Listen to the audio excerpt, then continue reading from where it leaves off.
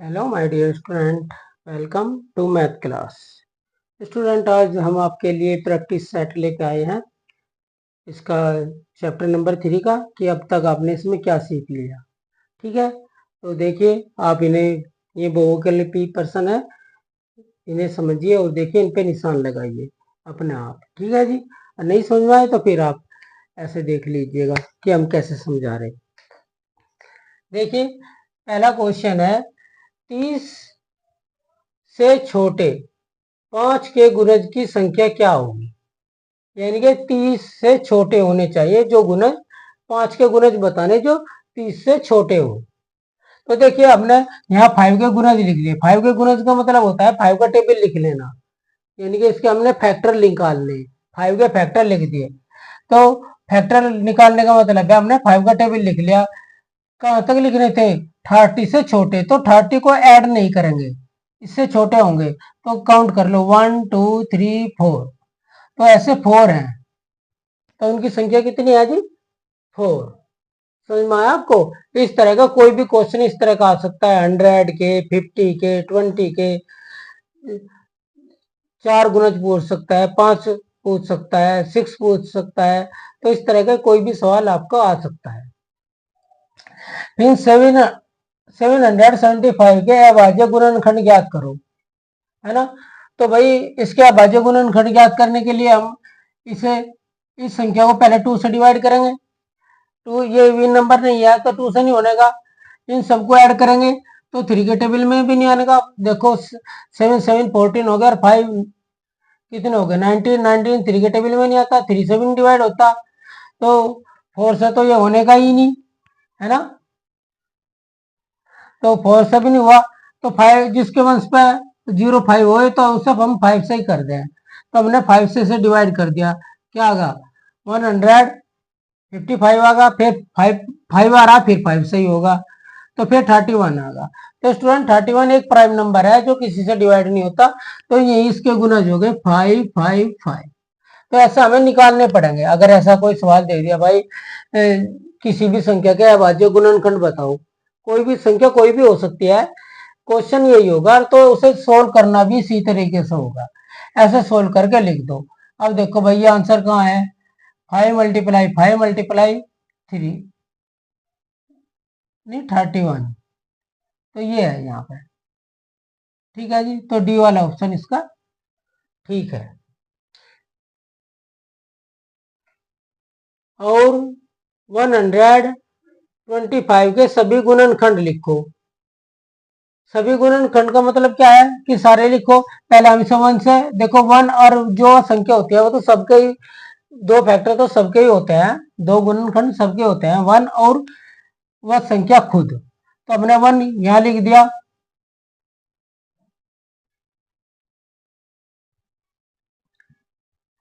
है ना। अब फिर हमने देखा इस, ये हमारी ओड नंबर है तो 2 से डिवाइड नहीं होने की, है ना, तो 2 नहीं आया।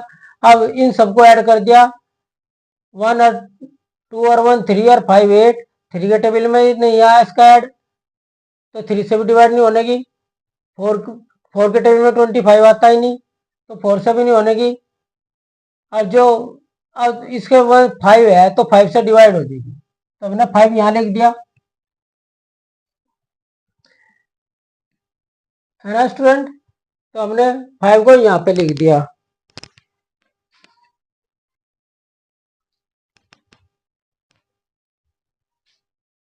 तो जी ये 5 से डिवाइड हो जाएगा, है। और 5 के बाद में 25 अगर आप ध्यान दें तो किसी भी टेबल में नहीं आता, है ना। 125 किसी भी टेबल में नहीं आता, 5 के बाद ये 25 में ही आएगा, है ना। तो फिर हमने से 25 लिख दिया, 25 के बाद में ये 125 में ही आएगा। तो ये इसके सारे गुणनखंड हो गए। ऐसा हम डिजिबिलिटी के आधार पर इन्हें चेक कर सकते हैं, है ना। या फिर आप, हमने आपको डिवाइड मेथड समझा रखा, उससे आधे अपने आप निकल जाएंगे और आधे आपको निकालने होंगे। वो वाला मेथड देख लीजिए जो लास्ट प्रीवियस वीडियो बनाई थी उसमें वो है। ठीक है जी। कौन 15 का गुणज है ना। 15 का गुणज कौन है जी? देखो ऐसी कौन सी संख्या है जो 15 से डिवाइड हो जाएगी? ये तो नहीं होने की, क्योंकि इसके वंश पर 5 नहीं है। ये भी नहीं होने की, इसके वंश पर 5 नहीं है। तो ये इसके वंश पे 5 है, इसके वंश पे 5 है। ये दोनों हो सकती है, इनमें से दोनों में से देखना पड़ेगा कौन सी होगी। तो हम इसे डिवाइड करके देख सकते हैं। 15 वन जा 15, बच गया एक, उतार लिया 5 का। 15 वन जा 15, तो ये तो डिवाइड होगी। अगर ये करें 15 वन जा 15, बच गए 5, और 5 पर चलता ही नहीं टेबल, तो ये वाला गलत है। तो ऐसा आप इन्हें डिवाइड करके देख सकते हैं कौन किसका गुणज है। ठीक है जी।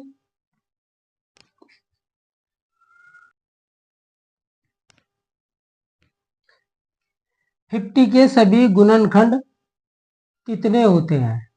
तो स्टूडेंट आप 50 के सारे गुणनखंड निकाल लेंगे। तो दो तो इसके आपको पहले ही पता होता है गुणनखंड, यानी कि फैक्टर 1 और 50। इवन नंबर है, 2 से डिवाइड हो जाएगा। 55, 5 और 0 को जोड़ेंगे, 5 है, 3 के टेबल में आता नहीं है ना। 4 के टेबल में 50 नहीं आता, डिवाइड नहीं होने का। 5 से हो जाएगा, तो 5 भी लिख लिया। 2 और 3 से नहीं हुआ, 3 से नहीं हुआ तो इसलिए 6 से भी नहीं होने का। और 7 के टेबल में 15 नहीं आता, 8 के में भी नहीं आता, 9 के में भी नहीं आता, 10 के में आता है। और 10 के बाद में स्टूडेंट 25 के में ही आएगा सीधा, फिर 50 के में आएगा। तो कितनी संख्या होगी? 1 2 3 4 5 6, 6 संख्या होगी। 50 के गुणनखंड कितने होते हैं? 6 गुणनखंड होते हैं। तो ये वाला आंसर आपका सही है। 621 का छठा गुणनखंड क्या है, गुणज क्या है ना। तो हम क्या करेंगे, 21 की मल्टीप्लाई 6 में कर देंगे, इनका गुणन आ जाएगा। 6 1 जा 6, 6 2 जा 12।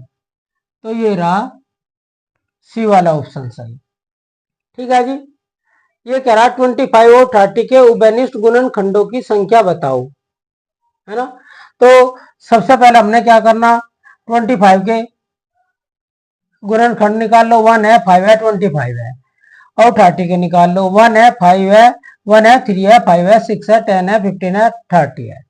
तो इनमें उभयनिष्ठ कौन होंगे? जो दोनों में हो, जो 25 के में भी हो और 30 के में भी हो। तो 1 है इसमें, दोनों में 1 तो सबका ही होता है, और एक 5 है जी, बस। और तो कोई मैच नहीं होते, है ना। उभयनिष्ठ गुणनखंडों की संख्या क्या है? तो एक 1 होगा, एक 2 होगा। तो संख्या पूछ रहा था, 2 है।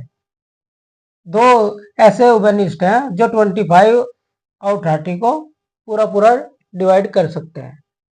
समझ में आ गई बात। फिर नेक्स्ट देखिए, ये कह रहा 2 की घात 3, यानी कि 2 की घात 3 गुणा 6 की घात 3 गुणा 3 की घात 3 में कुल कितने गुणनखंड है? तो स्टूडेंट हम इन्हें कर लेंगे। तो हमने 2 की पावर 3 लिख ली। अब जो 6 है, इसे दो भागों में हमने बराबर बांट लिया, यानी कि 2 मल्टीप्लाई 3, तो 6 ही रहा। और इनकी पावर कितनी थी? 3 है, और 3 का हमने सेम का सेम लिख दिया। अब 2 की पावर 3 मल्टीप्लाई 2 की पावर 3, क्योंकि ये इन दोनों की है, 3 की पावर 3। तो हम इन्हें क्या करेंगे, अब इन्हें ऐड कर लेंगे। 2 की पावर एक जगह ऐड कर लेंगे। 2 की पावर 3 है, तो 3 3 कितने हो गए? 6 हो गए। और 3 की पावर 3 है और 3 है, तो 6 ही हो गए। तो 12 आंसर आ गया। तो कुल कितने गुणनखंड है जी? 12।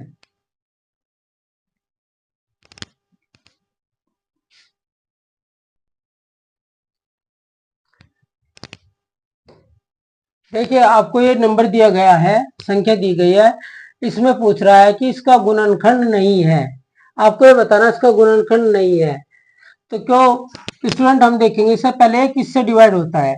इसके वंश पर 4 है, तो स्टूडेंट ये 2 से डिवाइड हो जाएगा, ये तो इसका गुणनखंड है। अब इन सबको ऐड करके देख लो, है ना। कितना हो जाएगा? देखो, 5 और 5 10, और 8 और 2 10, 20 होगा। 20 और 4 24, और 3 27 आगा। और 27 3 के टेबल में आवे, है ना। तो स्टूडेंट ये 3 से डिवाइड हो जाएगा, है ना। और जो 3 और 2 से डिवाइड हो वो 6 से भी डिवाइड हो जाएगा। और 27 9 के टेबल में भी आया, तो ये 9 से भी डिवाइड हो जाएगा। तो स्टूडेंट जो 13 है, ये इसका गुणनखंड नहीं है। है ना। तो इससे ये डिवाइड नहीं होने का, ये संख्या, समझ गया आप। तो इसका सही आंसर क्या है? 13। 8 और फिर 15 के सर्वनिष्ठ गुणनखंड क्या होंगे? सर्वनिष्ठ का मतलब उभयनिष्ठ ही होता है, तो इसमें आपको कंफ्यूज होने की आवश्यकता नहीं है। तो 8 के सारे गुणनखंड निकाल लो, 1 है, 2 है, 4 है, 8 है। और 15 के भी निकाल लो जी, 1 है, 3 है, 5 है, 15 है। तो स्टूडेंट इनमें सिर्फ एक ही गुणनखंड मैच हो रहा, यानी कि 1, और कोई मैच नहीं हुआ। देखो यहाँ 2 इसमें है, इसमें नहीं है, 3 इसमें है, इसमें नहीं है, 4 इसमें है, इसमें नहीं है, और 5 इसमें है तो ऊपर वाले में नहीं है। तो इसलिए वो सिर्फ एक ही गुणनखंड है ऐसा जो उभयनिष्ठ है, यानी कि सर्वनिष्ठ है, यानी कि सब में हो। सर्वनिष्ठ का मतलब सब में जितनी भी संख्या दे रखी है उन सबका गुणनखंड हो। ठीक है जी। अब 11 वाला क्वेश्चन देखिए, 7 के प्रथम 5 गुणज का योग क्या होगा? 7 के प्रथम 5 गुणज कितने हो गए? 7 1 7, 2 14, 3 21, 4 28, 35। ये 5 तक हो गए, 5 गुणज हो गए पहले, इन सबको ऐड करो, 105 आ गया। तो यही इसका गुणज का योग है।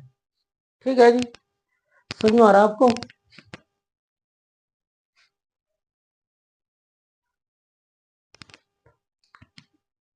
तो स्टूडेंट ये पूछ रहा है, गुणनखंड अपने गुणज से छोटा होता है? गुणनखंड अपने गुणज से होता है, छोटा होता है, बड़ा होता है, दोनों गलत है, दोनों सही है। तो जो भी गुणज होगा वो अपने गुणनखंड से हमेशा छोटा होगा, गुणनखंड हमेशा छोटा होगा, गुणज हमेशा बड़ा होगा, ध्यान रखें। 5 और 4 के गुणज के योग के इकाई व दहाई के अंक में अंतर होगा। तो हम क्या करेंगे, पहले 5 के 4 गुणज लिख लिए, इन्हें ऐड कर लिया, 50 आ गया। अब इनका इकाई इकाई का अंक ये है, दहाई का अंक ये है ना। तो हमने दहाई के अंक में से इकाई का अंक माइनस कर दिया, तो 5 उत्तर आ गया। ठीक है जी। अब कह रहा है 10 multiply 3, 15 multiply 2, 6 multiply 5 multiply 6, 6 multiply 5 का उभयनिष्ठ गुणज होगा। तो इनकी अगर मल्टीप्लाई करेंगे, 10 मल्टीप्लाई 3 30 होगा, 5 मल्टीप्लाई 15 मल्टीप्लाई 2 30 होगा, 6 मल्टीप्लाई 5 30 होगा, और 6 मल्टीप्लाई 5 30 होगा। तो इनका घनिष्ठ गुणज क्या है? वो है जी 30। क्या है इनका? तो इनका जो घनिष्ठ गुणज होगा वो हो जाएगा 30। तो 30 वाले ऑप्शन पे आप आंसर लगा दें। आंसर है सी वाला। 28 के सभी अपवर्तक ज्ञात कीजिए। सभी अपवर्तक ज्ञात करने का मतलब क्या है कि 28 के सभी फैक्टर निकाल लो। तो 2 से डिवाइड 1 से होता है और 28 से होता है, दो तो होते ही है। इवन नंबर है तो 2 से भी हो जाएगा, 8 और 2 को जोड़ेंगे तो 10 आ जाएगा, 3 के टेबल में नहीं आता, 3 से नहीं होने का, 4 के में आ जाएगा, है ना। 3 से नहीं हुआ तो 6 से भी नहीं होने का, तो 7 से हो जाएगा, 8 से नहीं होने का, 9 से नहीं होने का, 10 से नहीं होने का, फिर 14 से ही होगा, और 14 के बाद 28 से होगा।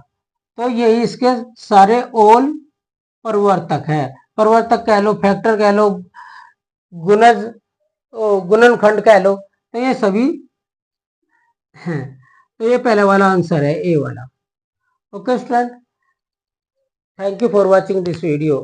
स्टूडेंट इसके जो सेट 2 है वो हम कल डालेंगे, आप इसे अच्छी तरह इसका रिवीजन करें, अच्छी तरह तैयारी करें। अगर कहीं कोई प्रॉब्लम है किसी क्वेश्चन में तो आप उसके लिए मैसेज कर सकते हैं।